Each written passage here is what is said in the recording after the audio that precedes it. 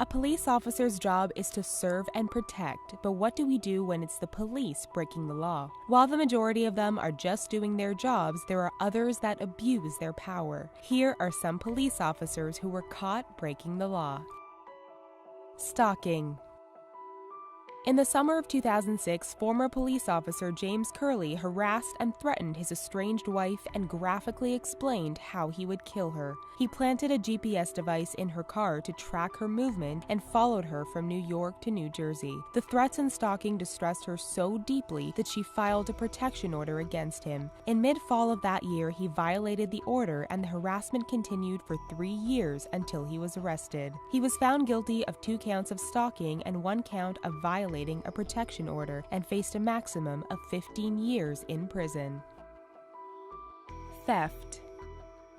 Former Jersey City police officer Mario Rodriguez was sentenced to 3 years in prison in January 2015. In July 2013, Rodriguez and an accomplice stole more than 500,000 cigarettes and 6 TVs from a warehouse in Secaucus, New Jersey.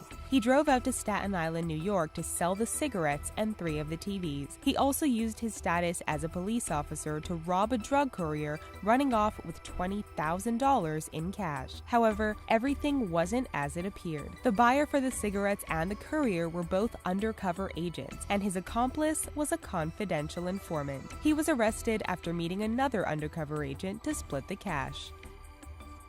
Witness tampering.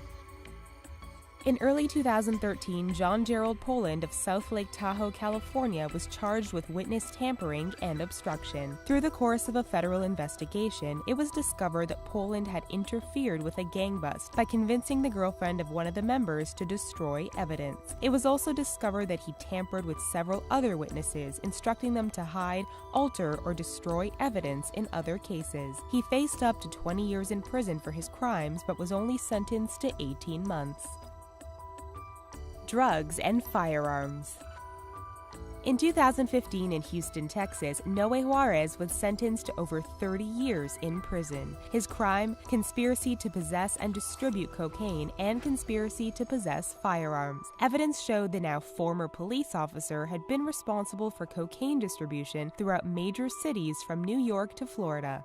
The drugs were being supplied by the Los Zetas drug cartel in Mexico. Juarez provided sensitive information, vehicles, semi-automatic weapons, and body armor to the cartel, allowing them to distribute hundreds of kilograms of cocaine in the U.S. Arson. Dustin Lopez, a former New Mexican police officer, had a problem. In late 2015, the owner of the Palos Inn Hotel entrusted his establishment to Lopez, who promised to keep an eye on it. Instead, he started a fire within the building and watched it burn. When firefighters arrived, he continued to watch as they risked their lives to put out the blaze. He also admitted to setting a home on fire that same summer. He resigned from the force before he was arrested and admitted to having an accomplice that helped him. He was convicted of 2 counts of arson and sentenced to 4 years and 6 months in prison. Perjury. Former officer Patrick Regan of Manhattan was 36 years old at the time of his conviction in August 1995. Once a decorated officer, it was discovered that Regan had lied to the grand jury more than 46 times over 2 days in 1994. A federal investigation spanning 3 years looked into the anti-crime unit in the 34th Precinct and discovered Regan had lied on the witness stand to protect fellow officers who were violating people's rights during arrests and lying to make their arrests stick.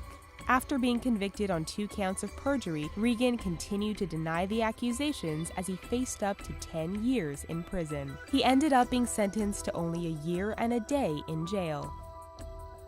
Deviant behavior.